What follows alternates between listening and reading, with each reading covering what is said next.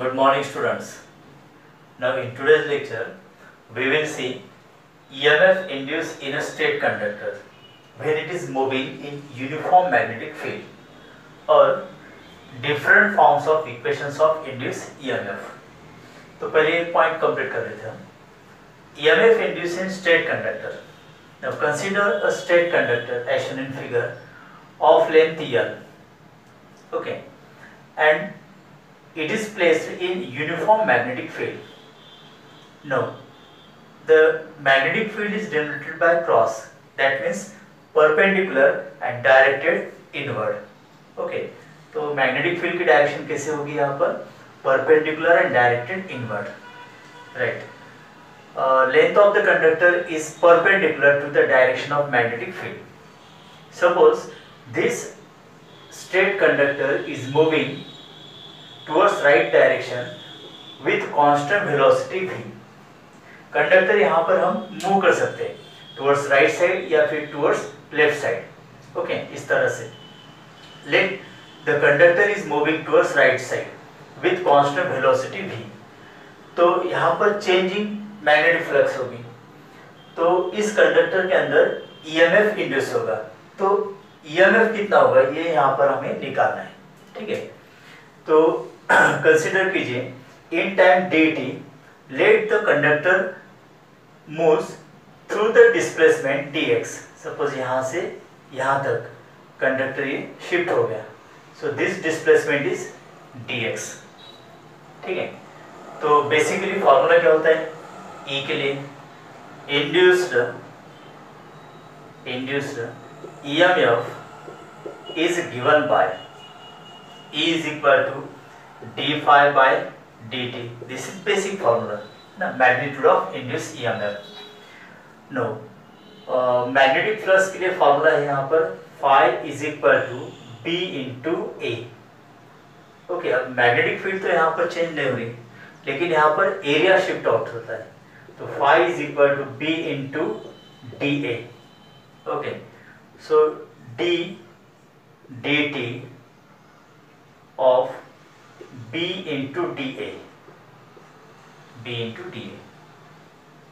तो चलिए यहाँ पर इसको लिखते हैं हम A. ओके, तो ये इस तरह से होगा. तो E इज इक्वल टू, मतलब फाई की जगह पर हमने BA यहाँ पर रखा है वैल्यू. तो B तो यहाँ पर कांस्टेंट है. ओके, dA बाय dt, मतलब due to change the position of conductor यहाँ पर एरिया कितना शिफ्ट होता है तो उसके हिसाब से फिर एरिया चेंज होगा. अब यहाँ पर देखिए, अगर कंडक्टर की पोजीशन चेंज हो जाती है by the displacement dx towards the right side, okay, with constant velocity v, तो फिर यहाँ पर क्या होगा? b into area dA, that is length of the conductor into this distance, तो l इनटू dx, ये एरिया होगा l into dx divided by dt. देखिए आप, चेंज इन एरिया या फिर area shift in the moment of state conductor, length of the conductor l और distance displaced that is dx. So l into dx, इतना area यहाँ पर shift out होता है टुवर्ड्स द राइट डायरेक्शन. तो d के जगह पर l इनटू dx हम लिख सकते हैं. Okay, E is equal to bl into dx by dt, right, और E is equal to BLV. Why? Because velocity is equal to dx by dt. Rate of change of position is nothing but velocity. मतलब यहाँ पर ये जो constant velocity है in time dt, अगर dx distance cover up होता है तो velocity के लिए फॉर्मूला क्या होगा? Distance covered per unit time. तो v is equal to dx by dt. तो यहाँ पर ये जनरल इक्वेशन हो जाता है for induced EMF in a straight conductor when it is moving with constant velocity in the presence of magnetic field. देखिए, B का मतलब मैग्नेटिक फील्ड, उसका magnitude, L length of the conductor and V is nothing but the velocity with which it is moving in uniform magnetic field. तो बहुत ही easy point है. EMF induced in state conductor when it is moving in uniform magnetic field. Okay, अब different forms of equations of induced EMF का मतलब क्या होता है? देखिए, वन बाय वन, मतलब अभी तक जितने भी आर्टिकल हमने डिस्कस किए, 3 लॉज ऑफ इलेक्ट्रोमैग्नेटिक इंडक्शन, उसके बाद theoretical proof of Lenz law, that is E is equal to minus d∅dt, है ना, और ये induce EMF in a straight conductor. Now students, अब इससे related different forms of equations क्या हो सकते हैं? जैसे बेसिक देखिए, मैग्नेटिक फ्लक्स, ओके, तो उसके लिए बेसिक फॉर्मूला कौन सा है? Phi is equal to A B, ये फॉर्मूला ना, area into magnetic field. No, suppose rectangular coil हो या फिर सर्कुलर कॉइल हो, this is for one number of turn. अगर n नंबर ऑफ टर्न्स हो जाते हैं तो फाई की वैल्यू क्या होगी? That is n a b, where n is number of turns, ठीक है। तो एक जनरल फॉर्मूला यहाँ पर मैग्नेटिक फ्लक्स के लिए, according to first law of thermodynamics, whenever there is change in magnetic flux and EMF is induced in conductor or coil, and that magnitude is given by E is equal to d∅ by dt. Let this is equation number 1. हम यहाँ पर magnitude discuss कर रहे हैं student, okay. तो ये एक equation यहाँ पर होता है। देखिए, इस इक्वेशन का मीनिंग क्या होता है? E is equal to derivative of magnetic flux with respect to time. तो किसी न्यूमेरिकल या एमसीक्यू में अगर आपको मैग्नेटिक फ्लक्स का एक इक्वेशन दिया है ना, for example phi is equal to, अगर ऐसा यहाँ पर 7t² प्लस 5t प्लस 2, इस तरह से, okay, this is weber, and at the end of t is equal to 1 second, what will be the EMF induced in the respective coil या फिर conductor. तो इस मैग्नेटिक फ्लक्स को हम यहाँ पर डेरिवेट कर सकते हैं। चलिए, अब एग्जांपल यहाँ पर लिया है तो इसको कंप्लीट कर लेते हैं पहले। देखिए, E is equal to d∅ by dt, okay, तो d dt ऑफ फाई की वैल्यू कितनी है यहाँ पर? 7t² plus 5t plus 2, okay. मतलब इस तरह से अगर इक्वेशन दिया है आपको, तो इसको डेरिवेट करना है विथ रिस्पेक्ट टू टाइम, और ईएमएफ हमें मिल जाएगा। तो 7t² प्लस 5t प्लस 2, इसका डेरिवेशन यहाँ पर निकालना है, डेरिवेटिव लेना है। तो 7 कांस्टेंट है as it is, t² power कितना है इसका? 2, मतलब इंटू 2 इंटू t का पावर x से कम हो जाएगा, 2 माइनस 1 मतलब 1, प्लस यहाँ पर ये 5, ओके, कांस्टेंट का डेरिवेटिव हमेशा 0 ही होता है। तो E के लिए इक्वेशन क्या आ गया फिर यहाँ पर स्टूडेंट? 7 इंटू 2 14, 14t प्लस 5, बराबर है। और हमें टाइम ड्यूरेशन कितना दिया है? 1 सेकंड, तो t की वैल्यू यहाँ पर 1 सेकंड रखनी है। तो 14 इंटू 1 प्लस 5, तो E is equal to 14 plus 5, मतलब E इज इक्वल टू कितना होगा? That is 19 volt, V volt ना, unit of EMF induced in the coil। Okay students, तो इस तरह से एक टाइप हो गया यहाँ पर कि अगर फाई के लिए इक्वेशन यहाँ पर देते हैं तो फिर इस तरह से हम उसको कंप्लीट करके EMF इंड्यूस कितना हुआ ये निकाल सकते हैं। तो ये एक इक्वेशन इंपॉर्टेंट है, okay. No, E is equal to d dt of, okay, अब फाई की जगह पर हम AB लिख सकते हैं या फिर NAB। अगर NAB लिखते हैं तो नंबर ऑफ टर्न्स तो कांस्टेंट होते हैं, तो d dt ऑफ AB, ये इक्वेशन होगा, राइट, n मतलब number of turns. So this is equation number 2। चलिए, for n number of turns मतलब n इज इक्वल टू 1, इसके लिए इक्वेशन क्या होगा?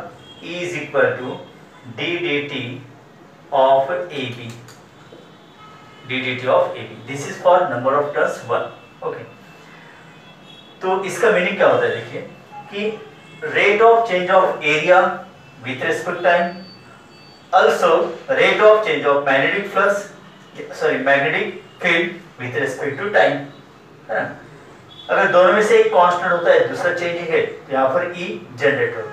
दोनों अगर कांस्टेंट है तो देखिए A कांस्टेंट है और B भी कांस्टेंट है, मतलब इसका कि A और B अगर दोनों कांस्टेंट है तो कांस्टेंट का डेरिवेटिव क्या होता है, 0 होता है ना। तो इस कंडीशन में देखिए, मतलब if A and B both are constant, तो E की वैल्यू क्या होगी, 0 होगी। मतलब अगर कॉइल का एरिया नहीं चेंज होता है या फिर मैग्नेटिक फील्ड भी अगर चेंज नहीं होती है, सेम रहती है, तो उस कंडीशन में ईएमएफ जनरेट होगा क्या, नहीं। बिकॉज देखिए first law of electromagnetic induction क्या है, whenever there is change in magnetic flux या magnetic field then only EMF is induced in the coil. अगर यहाँ पर A कांस्टेंट है, area of the coil constant है, मैग्नेटिक फील्ड भी constant है पासिंग थ्रू गिवन एरिया, अगर सब कांस्टेंट है यहाँ पर, तो चेंज इन मैग्नेटिक फ्लक्स होगा क्या, नहीं। इसलिए फिर E की value 0, no EMF is induce. मतलब एक में चेंज होना चाहिए या फिर दोनों में भी चेंज हो सकते हैं। तो according to this there are 3 different formulas. देखिए सपोज यहाँ पर नंबर 1 एरिया चेंज होता है, ओके, तो चेंज इन एरिया, सपोज यहाँ पर ऐसे लिखेंगे हम, चेंजिंग एरिया, अगर एरिया चेंजिंग है तो, and B is constant, B is constant. Last जैसे एक आर्टिकल देखा ना हमने कि एक रेक्टेंगुलर कॉइल है, कुछ पार्ट उसका मैग्नेटिक फील्ड के अंदर है, अगर हम कॉइल को मूव आउट करते फ्रॉम द मैग्नेटिक फील्ड तो मैग्नेटिक फील्ड का एरिया चेंजिंग है, यहाँ पर एरिया कम होता है, ओके, लेकिन मैग्नेटिक फील्ड तो सेम है ना, ओके।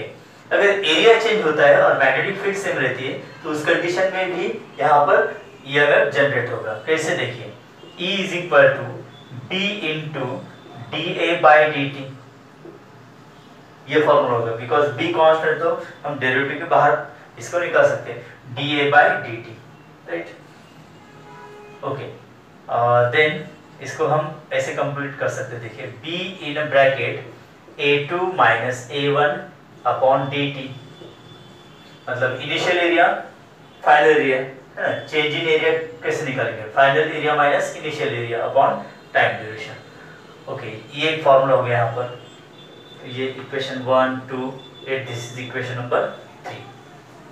नाउ अब area of the coil is remain same, अगर सेम रहती है, लेकिन मैग्नेटिक फील्ड अगर चेंजिंग है तो वहां पर भी ईएमएफ इंड्यूस होगा इन द कॉइल। देखिए changing magnetic field, changing magnetic field and area, मतलब A is constant, A is constant. तो फॉर्मूला क्या होगा, E इज इक्वल टू, ये वाला फॉर्मूला, A बाहर निकालेंगे हम, ओके, तो dB/dt, तो A इंटू dB मतलब चेंज इन मैग्नेटिक फील्ड, तो यहाँ पर क्या होगा फिर B2 minus B1 divided by dt, बराबर, final magnetic field minus initial magnetic field, okay student. तो ये इक्वेशन नंबर 4 हो जाएगा। ये इक्वेशन कब यूज करना है, अगर एरिया सेम है लेकिन मैग्नेटिक फील्ड चेंजिंग है। ये फॉर्मूला कब यूज करना है, अगर मैग्नेटिक फील्ड सेम है लेकिन एरिया चेंजिंग है, ओके। नो देखिए अब इस इक्वेशन से और एक इक्वेशन हम निकाल सकते हैं, जैसे dB/dt, okay, is equal to E divided by A, एक फॉर्मूला था। अब dB/dt का मतलब क्या होता है, rate at which the magnetic field is changing. देखिए dB/dt, dB का मतलब change in magnetic field, dt time duration, तो dB/dt का मतलब होता है the rate of change of magnetic field. अगर किसी न्यूमेरिकल्स में आपको ये पूछा है कि find out rate of change of magnetic field, okay, rate of change of magnetic field पूछा है, मैग्नेटिक फ्लक्स नहीं, मैग्नेटिक फील्ड पूछा है, तो ये फॉर्मूला यहाँ पर होगा, okay. What is E, induce EMF. Now E के जगह पर हम ऐसे लिख सकते हैं इसको IR डिवाइडेड बाय A, है ना, because according to Ohm's law क्या होता है, V is equal to IR। अब इंड्यूस ईएमएफ मतलब V को हम रिप्लेस करते थे by E, okay, induced current, that is denoted by small I, and R is the what is R? Resistance of the coil. Okay, resistance of the conductor. तो ये भी formula यहाँ पर हम यूज कर सकते हैं। ओके, चलिए स्टूडेंट्स कुछ न्यूमेरिकल्स यहाँ पर डिस्कस करते हैं। जैसे number 1, magnetic flux through a loop of resistance 1 ohm is given by, यहाँ पर एक इक्वेशन दिया है, देखिए मैग्नेटिक फ्लक्स के लिए 5t² + 8t + 2, where phi is in milliweber, मतलब मैग्नेटिक फ्लक्स का यहाँ पर यूनिट क्या होगा, milliweber. Okay, that means 10⁻³ weber, and t is in second. What is the EMF induced in the loop at t is equal to 2 second, and magnetic flow of current निकालना है। Okay, तो E की value निकालनी है and current की value भी निकालनी है। रेजिस्टेंस कितना है यहाँ पर, 1 ओम।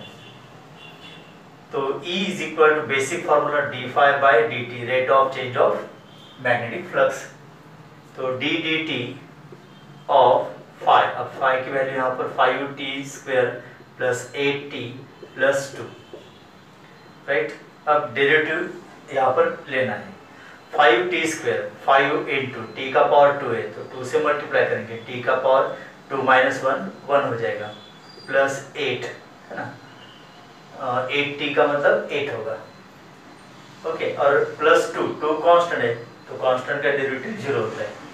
ये कितना होगा यहाँ पर, 5 × 2 10, 10t + 8। तो E इज इक्वल टू, अब t की वैल्यू कितनी दी है यहाँ पर, t is equal to 2 second, तो 10 × 2, ओके, +8, तो ये कितना होगा यहाँ पर 20 + 8, so E is equal to 28। Okay, और EMF मतलब वोल्ट V, लेकिन मैग्नेटिक फ्लक्स यहाँ पर वेबर में नहीं है, मिली वेबर है, इसलिए फिर EMF भी कितना होगा, मिली वोल्ट होगा, मतलब 28 × 10⁻³ वोल्ट, इतनी वैल्यू होगी। इतना EMF यहाँ पर इंड्यूस होगा इन द लूप। लूप मतलब कॉइल, लूप मतलब सर्कुलर कॉइल, है ना। अब रेजिस्टेंस दिया है, E की वैल्यू हमें पता चल गई, अब करंट निकालना है। तो according to Ohm's law V is equal to IR, उसी तरह से यहाँ पर क्या होगा, therefore I is equal to V/R। तो induce current denoted by small I, V मतलब E, EMF induce upon R, तो इसे हम करंट की वैल्यू निकाल सकते हैं। तो E की वैल्यू यहाँ पर 28 × 10⁻³ वोल्ट डिवाइडेड बाय रेजिस्टेंस की वैल्यू कितनी, 1 ohm divided by 1। So I is equal to, मतलब यहाँ पर ये 28 × 10⁻³ ampere, ampere is the unit of current. अब 10⁻³ मतलब हम इस ऐसे भी लिख सकते हैं 28 मिली एम्पियर। तो EMF कितना इंड्यूस होगा, 28 मिली वोल्ट, और करंट कितना होगा फिर करस्पॉन्डिंग 28 मिली एम्पियर। लेकिन यहाँ पर दोनों की वैल्यू सेम होगी, व्हाई, बिकॉज रेजिस्टेंस की वैल्यू 1 होगी, है ना। No, second numerical same type का यहाँ पर। ओके, यहाँ पर भी देखिए फाई के लिए इक्वेशन क्या दिया है, 3t² + 5t + 2, और रेजिस्टेंस की वैल्यू 5 ओम है यहाँ पर, t is equal to 1 second. तो वही फिर से EMF और करंट दोनों की वैल्यू निकालनी है, करंट और EMF की वैल्यू निकालनी है। तो पहले हम EMF निकालते हैं, सेम न्यूमेरिकल यहाँ पर E is equal to d∅/dt, मतलब time derivative of magnetic flux 3t² + 5t + 2, E is equal to, तो जल्दी से इसका डेरिवेटिव कंप्लीट करते हैं, 3 × 2 6t + 5, समझ में आ रहा है ना। देखिए 3 × इसका पावर कितना है 2, 3 × 2 6, और t का पावर देखिए जनरल फार्मूला आपको पता ही है, क्या है जनरल फार्मूला, देखिए यहाँ पर लिखता हूँ, d/dx ऑफ x⁻n, है ना। पावर से मल्टीप्लाई करना है और जो वेरिएबल है x उसका पावर x से कम करना है। ये सिंपल फॉर्मूला है ना डेरिवेटिव का, तो इसको ही हम यहाँ पर अप्लाई कर रहे हैं। ओके, अब देखिए यहाँ पर 5 इसका पावर कितना है 1.15 आ गया। अब t का पावर x से कम करना है, t का पावर 1 - 1 दैट इज t का पावर कितना होगा 0 होगा, तो ये इंटू 1 होता है और कांस्टेंट का डेरिवेटिव 0। ठीक है, तो ये इक्वेशन आ गया यहाँ पर। नो, अब t की वैल्यू 1 सेकंड है, 6 × 1 + 5 दैट इज 6 + 5, तो EMF कितना होगा 11 वोल्ट। यहाँ पर ऐसा कुछ दिया है कि मिली हो वेबर, नहीं ऐसा कुछ नहीं, मतलब ये वेबर में 11 वोल्ट ये इंड्यूस EMF की वैल्यू आ गई। अब करंट निकालना है, तो करंट के लिए फॉर्मूला E/R, तो 11 / R कितना है यहाँ पर 5, कितना आएगा करंट फिर, यस 2.5 बराबर, 5 × 2 = 10 कैरी 1, 5 × 2 = 10, यस 2.2 आएगा इसका, 2.2 एम्पियर। ये EMF होगा 11 वोल्ट और करंट कितना होगा 2.2 ampere. Okay, third numerical, a coil of effective area 4 m² is placed with its plane at right angles to a magnetic field of induction 0.05 Weber per m². Find the EMF induced in the coil if the field is reduced to 5% of its initial value, okay, in 0.4 second. देखिए basically formula क्या होता है magnetic flux का, phi = AB cos theta, है ना। हमेशा क्या करना है, B cos थीटा मतलब कंपोनेंट ऑफ मैग्नेटिक फील्ड, ये हमने proof of theoretical proof of Lenz law इसमें देखा था। देखिए कि B cos थीटा मतलब component of magnetic field that is perpendicular to the surface of coil. Surface area जो होता है उसको ये B cos theta component perpendicular होता है, तो एक्चुअल में ये फॉर्मूला है। तो थीटा की वैल्यू यहाँ पर कितनी होगी 0 डिग्री होगी। देखिए राइट एंगल यहाँ पर कहाँ है और मैंने क्या लिखा है थीटा = 0। इसका मीनिंग क्लियर हो रहा है आपको? नहीं? ओके ठीक है, देखते हैं। Area of the coil A और मैग्नेटिक फील्ड कैसे होगी यहाँ पर, that is right angle to the magnetic field. तो ये सरफेस जो होगा मैग्नेटिक फील्ड को राइट एंगल है, लेकिन थीटा यहाँ पर, थीटा का मतलब क्या होता है, theta is nothing but angle between magnetic field, मतलब ये magnetic field and normal to the surface area. Okay, देखिए दिस इज सरफेस। अब इस सरफेस को हम नॉर्मल ड्रॉ करते हैं, नॉर्मल मतलब परपेंडिकुलर, तो ये नॉर्मल हो गया। तो normal drawn to the surface and magnetic field. अब देखिए नॉर्मल और मैग्नेटिक फील्ड दोनों के बीच एंगल कितना हो गया, थीटा 0 हो गया ना, और cos 0 की वैल्यू कितनी होती है 1 होती है। तो हमेशा हम phi = AB ही लिखते हैं, है ना। AB क्यों लिखना है, जब कॉइल सरफेस को अगर मैग्नेटिक फील्ड परपेंडिकुलर है ना, अगर परपेंडिकुलर नहीं है तो फिर ये एंगल थीटा होगा। तो AB cos थीटा ये जनरल इक्वेशन है। अब समझ में आ गया? ओके, तो थीटा 0 है मतलब cos 0 की वैल्यू 1। तो यहाँ पर गिवन डाटा और कंडीशन क्या है, देखिए एरिया कितना दिया यहाँ पर, A = 4 m², right. Initial magnetic field इसको हम B1 लिखेंगे, 0.05 weber per m²। Find the EMF induce in the coil, मतलब E की वैल्यू हमें यहाँ पर निकालनी है। If the field is reduce to, देखिए रिड्यूस टू है यहाँ पर, रिड्यूस टू 5% मतलब B2 की वैल्यू 5% ऑफ इनिशियल वैल्यू मतलब B1। अगर यहाँ पर रिड्यूस बाय 5% ऐसे आता है तो हमें क्या करना होता है, यहाँ पर इनिशियल वैल्यू में से 5% वैल्यू कम करनी होती है, लेकिन रिड्यूस टू 5% दिए। रिड्यूस टू 5% मतलब जो मैग्नेटिक फील्ड है इनिशियल वैल्यू से 5%, अभी इतने अवेलेबल है, तो 5% ऑफ B1, तो B2 is equal to 5% of B1, मतलब B2 इज इक्वल टू 5% मतलब 5/100, ओके, इंटू B1, तो ये वैल्यू यहाँ पर हो जाएगी B2 की वैल्यू 5/100 इंटू B1, ओके। और टाइम ड्यूरेशन कितना दिया है यहाँ पर 0.4 सेकंड, पीक वैल्यू दी है 0.4 सेकंड। चलिए E इज इक्वल टू, मतलब यहाँ पर area of the coil constant है लेकिन मैग्नेटिक फील्ड चेंज होती है B1 B2, तो कौन सा फॉर्मूला यूज करना होगा, A in bracket B2 minus B1, okay, divided by T, dt की जगह पर हम यहाँ पर T लिखते हैं, ओके। अब रेडियस टू है, मतलब यहाँ पर डिफरेंस जो होगा large magnetic field minus less magnetic field, तो यहाँ पर B1 की वैल्यू ज्यादा है ना, तो B1 माइनस B2 लेते हैं हम, डिफरेंस लेना है यहाँ पर। अगर माइनस भी आंसर आता है तो हमें E का मैग्नीट्यूड ही निकालना है, ठीक है, कोई बात नहीं, आंसर वही आएगा। E इज इक्वल टू, अब देखिए A कितना है यहाँ पर 4 इन ब्रैकेट B1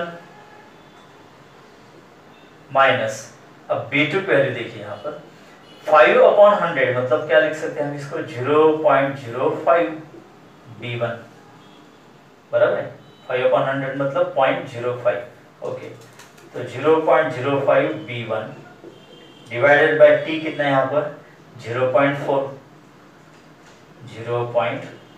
चलिए इसको कंप्लीट करते हैं, तो पॉइंट अगर निकाल देते तो ऊपर 0 आ जाएगा, या फिर 0.4 को अगर हम 10 से मल्टीप्लाई करते हैं तो 4 आ जाएगा ना, तो ये यहाँ पर कितना डिवीजन होगा 10 होगा, 10 into no B1 minus 0.05 B1, दोनों का डिफरेंस लीजिए, तो B1 में से अगर 0.05 B1 माइनस करते हैं तो कितना बचेगा यहाँ पर 0.95 B1, इतना होगा, ओके।